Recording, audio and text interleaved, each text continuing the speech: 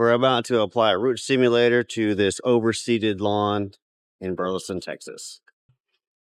So it's important to apply phosphorus to a newly seeded or newly sodded lawn.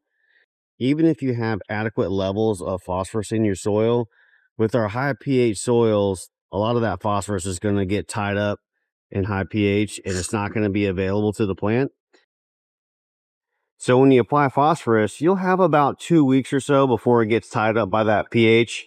So it's always a good idea that when you're planting new grass or seeding in the fall with a winter rye, to add some phosphorus to your application.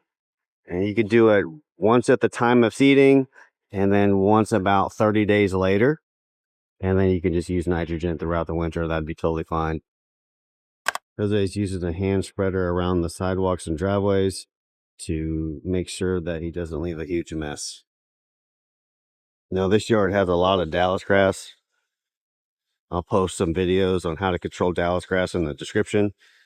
But what I would have done with this lawn is I would have sprayed all of this Dallas grass about the 1st of September with Roundup. And then I would have come back 2 weeks later. I would have scalped the lawn, and then I would have put my seed out about October 1st.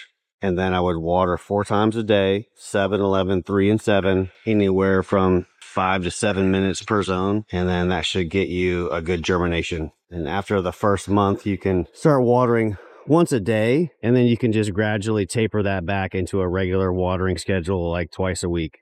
But you are going to have to water your winter rye in the winter. It will need moisture. Once a week is usually enough. So once a week, about a ½ inch a week is usually enough for winter rye in North Texas, once it's established.